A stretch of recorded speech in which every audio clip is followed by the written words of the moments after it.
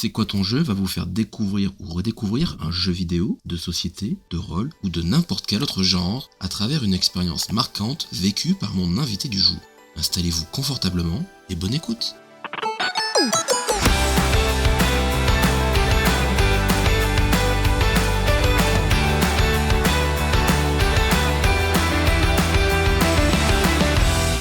Bonjour à tous et bienvenue sur C'est quoi ton jeu, votre podcast bimensuel où on vous parle de jeux dans sa thématique globale.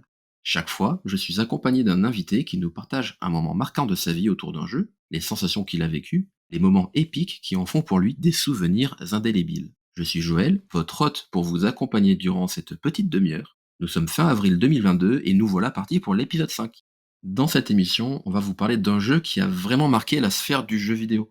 Certains diront que c'est un jeu parfait, d'autres évidemment le détesteront. En tout cas, c'est un jeu qui fait débat et qui a énormément marqué.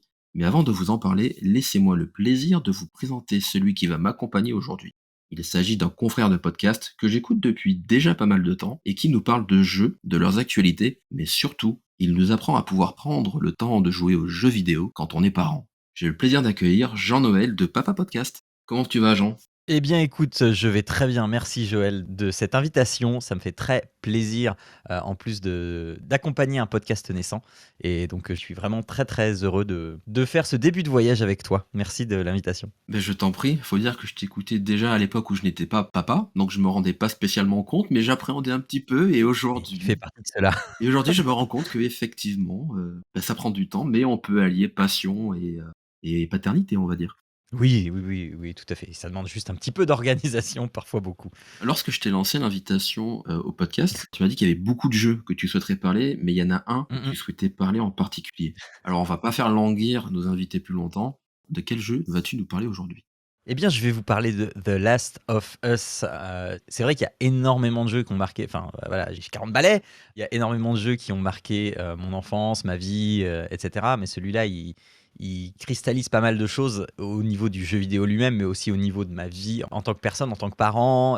C'est un jeu assez exceptionnel. C'est le seul jeu à l'heure actuelle qui me fait systématiquement pleurer à chaque fois, que je vois certaines séquences. Je Il peux y a pas comprendre. moyen que j'y échappe. C'est vrai que le Donc, début est assez c'est exceptionnellement, dramatique. exactement. Il n'y a pas que le début, mais attends, est-ce qu'on a le droit de spoiler? Alors ce qu'on va se dire, parce que le jeu est quand même sorti en 2013, donc Ouais, c'est ça. voilà, il y a un peu péremption. On va en dire un petit peu forcément sur le jeu. Ce qu'on va essayer de faire, c'est de ne pas spoil le deuxième épisode qui est sorti en 2020, Ouais. histoire de pas non plus trop s'étendre, dans l'univers. OK, je fais attention.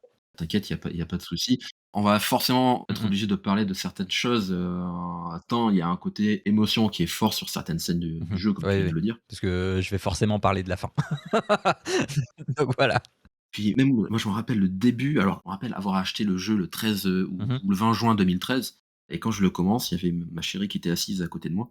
Elle était fan de, tout ce qui était Walking Dead et tout. D'accord. Au début du jeu, sur la scène d'introduction, quand, bah, la fille de Joël, décède, là, elle est partie dans la chambre en pleurant, elle a dit: «Mais c'est quoi ce jeu? Mais c'est quoi? C'est pas possible!» Et paradoxalement, bah, ce jeu, je crois qu'elle a dû le faire au moins 10 fois, hein, Ça donc fait partie des rares jeux que j'ai fait plusieurs fois et c'est le seul jeu que j'ai, fait en difficulté maximale. Alors non pas que la difficulté m'intéresse, mais le côté quand tu vois à travers les murs, quand tu vois les ennemis et cetera, ça me gênait un peu, ça me sortait un petit peu du truc et donc j'ai fait le jeu en normal, j'ai fait le jeu dans la difficulté du dessus, puis j'ai fait le jeu dans la difficulté maximale et ça m'a toujours procuré des sensations extraordinaires. c'est vrai qu'il y a une ambiance qui est vraiment très, très forte dans ce jeu, notamment la musique. Plusieurs fois dans le jeu, on est obligé de se concentrer pour voir ce qu'il y a à l'écoute autour de nous. Ne pas rajouter les facilités que le jeu peut offrir, permet d'améliorer Mmh l'immersion mh. qu'on peut en avoir. Alors est-ce que tu veux que je te fasse le l'historique de comment j'en suis venu à jouer à The Last of Us? Eh beh, écoute, oui, je veux bien, pourquoi pas. Parce que The Last of Us et Papa à quoi tu joues, donc mon podcast, sont étroitement liés. J'y ai joué un tout petit peu plus tard que toi. Moi, j'y ai joué, été 2013, Ou légèrement, oui. parce que ma fille est née en avril 2013, donc quelques mois Mmh. avant et et bien, comme, tous les parents le savent, l'arrivée d'un enfant, ça bouleverse un petit peu les habitudes. Donc c'est un jeu que j'avais vu passer. Alors à l'époque, il y avait encore, No Life et c'est un jeu que j'avais vu passer avec des critiques, vraiment très, très bonnes et je m'étais dit: «Bon, ouais, pourquoi pas?» Et puis je l'avais oublié complètement et il y a peut-être dû y avoir une promo ou une pub ou un truc sur le PSN et je me suis dit: «Ah bah tiens, c'est peut-être le moment de l'essayer, on est l'été, j'ai pas tout le boulot et la petite commence à être un peu moins petite, donc à demander un petit peu moins d'attention Donc ouais, tu peux émarger un peu de temps pour ça. et je le fais et là, je me prends, la claque The Last of Us et là, je me dis: «Mais mince, j'étais vraiment pas loin de passer à côté de ce jeu». Alors je dis pas, hein, peut-être que j'y aurais joué l'année d'après ou que sais-je.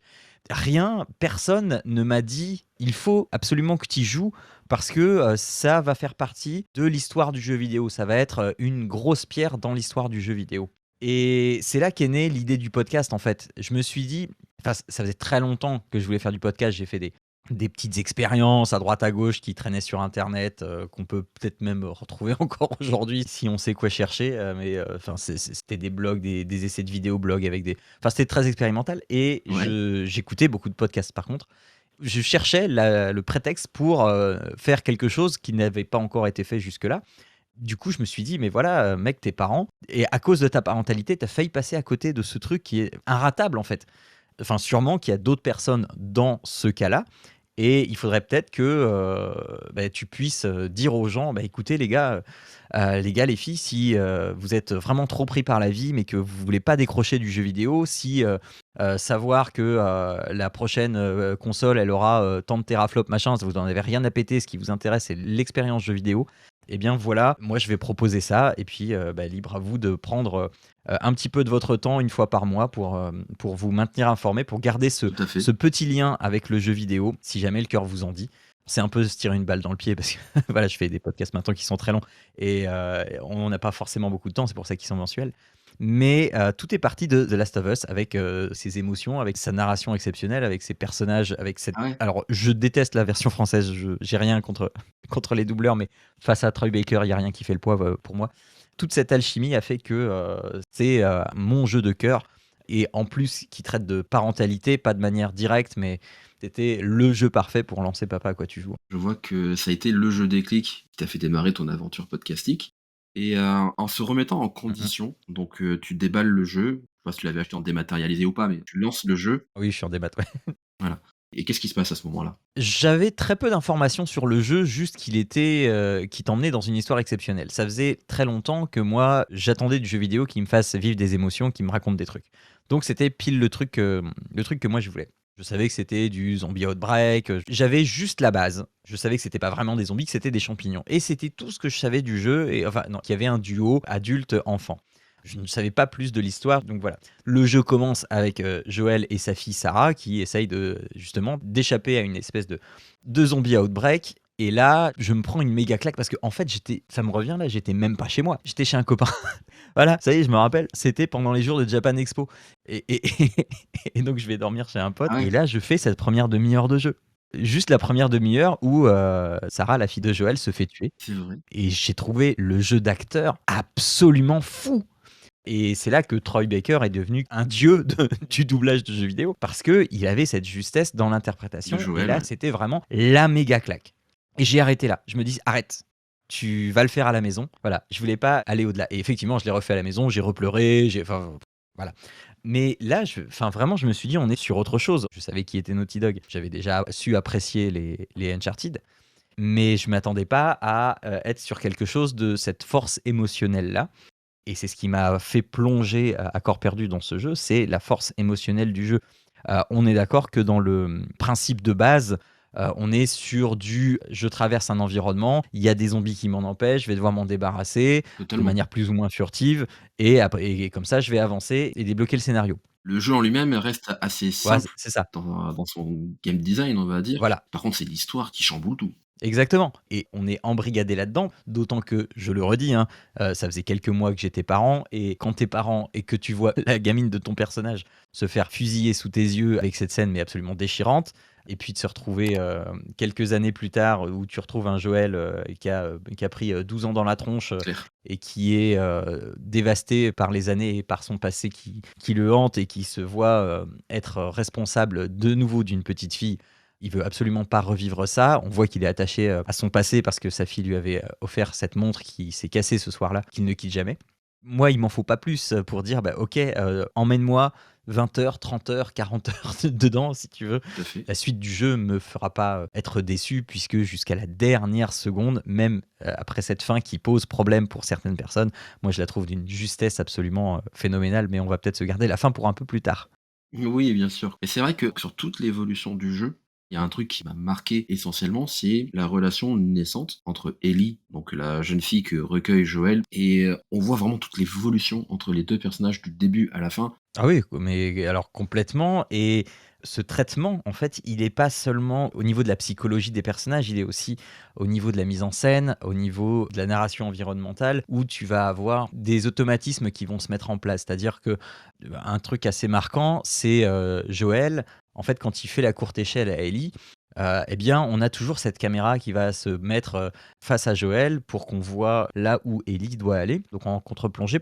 Et puis, à un moment, quand, on est, vers la fin du jeu, il y a toujours cette même séquence où, Joël va devoir faire la courte échelle à Ellie. La caméra se met en place et il se passe rien.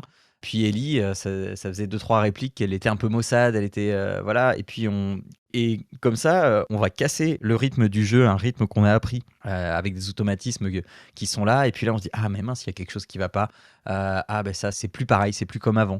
Pareil quand c'est, au tour de Ellie de s'occuper de Joel, on a, un gameplay qui se retourne un petit peu, avec, on commençait à maîtriser Joel. Joel a une certaine, prestance et une certaine force de la nature et puis d'un coup, il se retrouve blessé et on est, à diriger Ellie et on se sent beaucoup plus vulnérable, beaucoup Totalement. plus frêle. On ne sait pas trop, et on a une autre façon de jouer parce qu'on n'a pas les mêmes armes non plus, on n'a pas les mêmes capacités physiques et tout est équilibré d'une manière, absolument magistrale. C'est équilibré et en même temps, le jeu fait en sorte de jamais te mettre dans une zone de confort où tu vas te sentir. Le jeu te met toujours en danger et c'est ça qui est quand même assez remarquable. Bah oui, à chaque moment, vu que le début du jeu te dit n'importe qui peut mourir, et le jeu va prendre un malin plaisir à te le rappeler à certains moments du jeu, tu as toujours peur pour ton sidekick, que ce soit quand tu joues Ellie ou Joel. Quand Joel est blessé, jusqu'au dernier moment, tu ne sais pas s'il va y rester ou pas. C'est quand même très perturbant. Tu as toujours cet espoir de. Et tu t'attaches à ce duo au final, même s'ils ont tous les 2 leur caractère, tu peux pas rester indifférent et Déjà, toi, en tant que père, tu n enfin, moi, j'avais une fille, enfin, j'ai toujours une fille et tu peux pas t'empêcher de te faire la projection en te disant: «Mais attends, ce bonhomme-là, ça peut être moi, cette fille-là, ça peut être ma fille». Donc forcément, tu as un lien très, très fort qui se crée. Je sais pas si c'est la même chose pour d'autres configurations familiales ou enfin, ma femme y a joué aussi, elle l'a beaucoup aimé, mais je pense pas que ça l'ait touché autant que moi. Et ouais, ouais, ouais, moi j'ai eu un attachement très, très fort à Joël, que ce soit dans l'épisode 1 ou l'épisode 2, j'ai vraiment un affect très fort et une empathie avec ce personnage qui est vraiment présente. oui. Au niveau de ce jeu, est-ce qu'il y a un ou 2 souvenirs Mmh. qui sortent du lot? C'est si je te dis The Last of Us, à quoi tu penses systématiquement? Alors, la chose dont on a déjà parlé, c'est forcément les 30 premières minutes avec ce jeu d'acteur exceptionnel quand Sarah meurt et la fin. La dernière phrase de Joel, donc attention, je vais spoiler, bouchez-vous les oreilles si mais ce moment où Ellie demande à Joel si, Joel ne lui a pas menti en ce qui concerne le fait qu'il faille la sacrifier pour sauver l'humanité et Joel, droit dans ses bottes, droit dans les yeux, lui dit: «Non, non, je t'ai pas menti».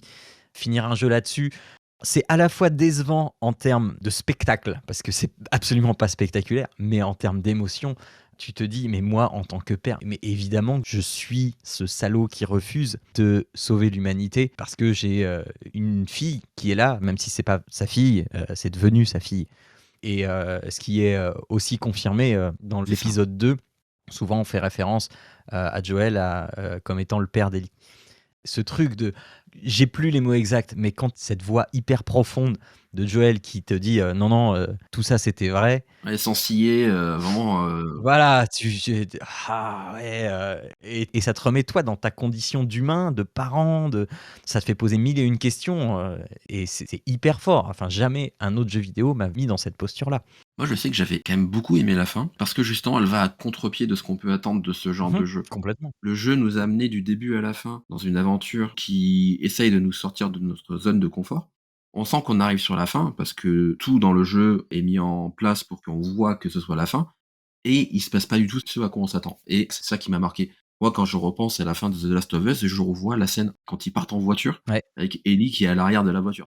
C'est pas une scène d'action, c'est une scène scénaristique et c'est une scène qui est vraiment très importante parce qu'elle conditionne, en fait, tout ce qu'on a vécu pendant une vingtaine, trentaine d'heures. Ouais, c'est ça. Alors, il y a une chose, que je reproche au jeu, que je peux moins reprocher maintenant que le 2 est sorti parce que, il est fait référence à ça.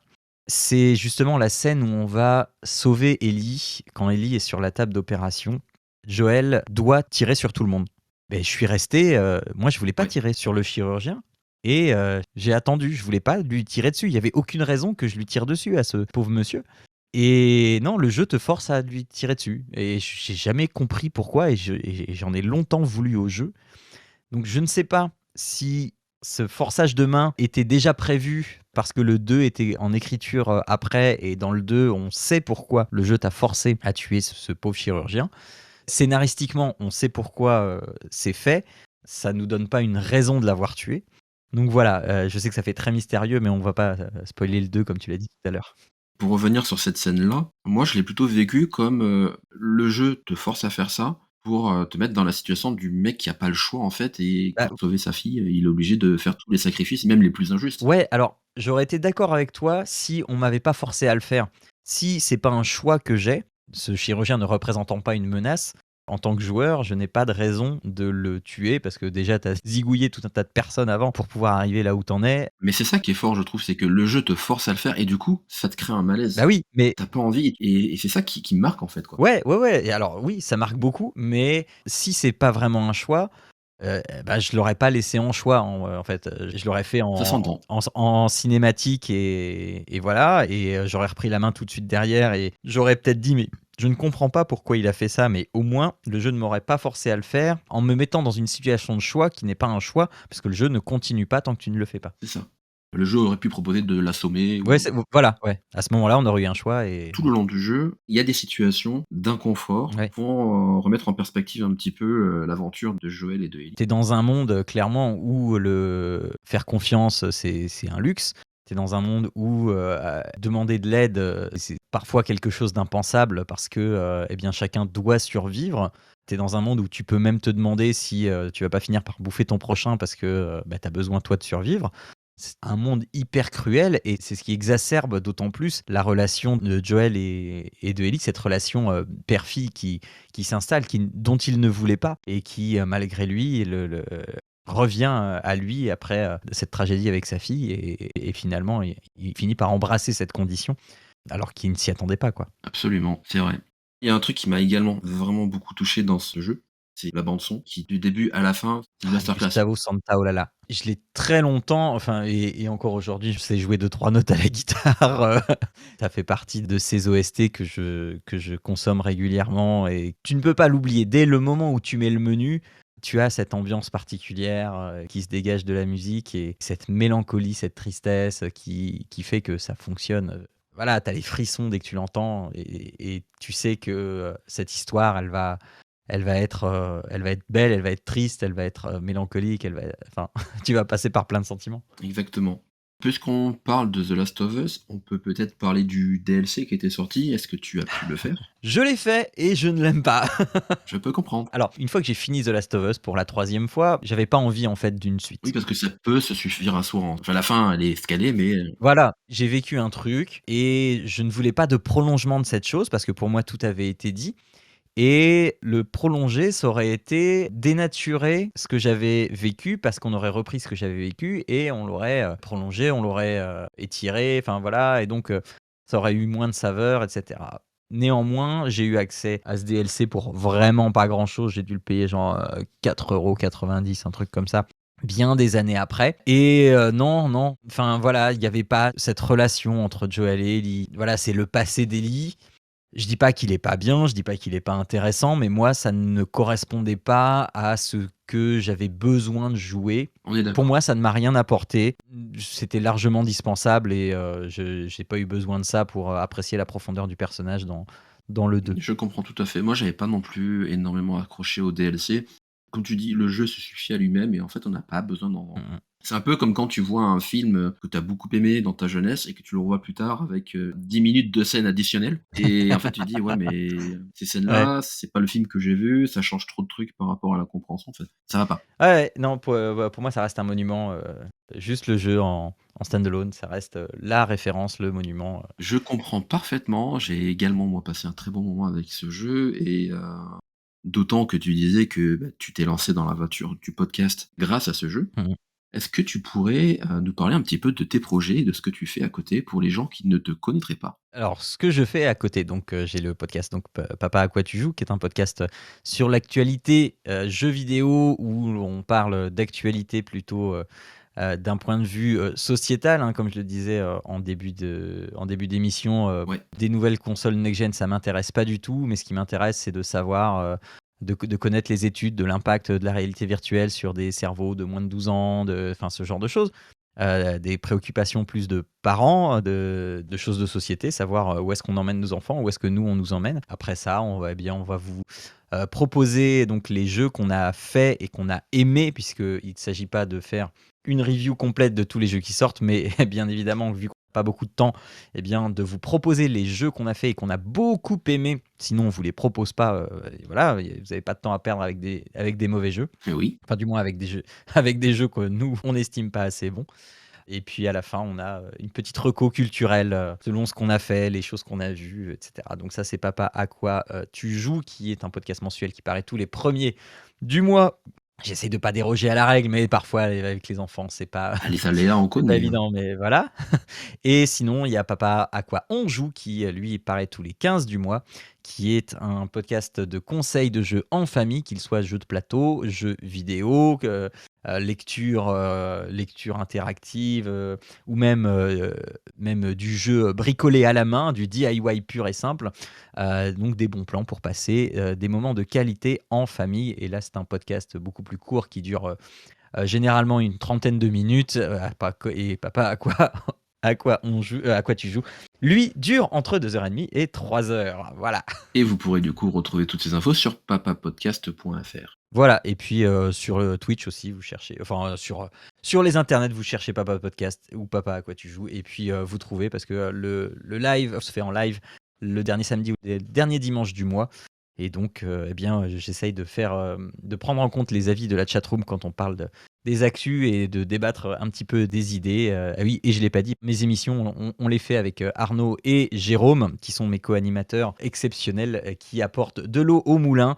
Quand il s'agit de débattre sur des NFT, sur les Les DLC, fameux NFT. sur plein de choses, voilà. Voilà, voilà. Très bien. Dans tous les cas, vous pourrez retrouver, les infos concernant Jean dans les notes de l'émission.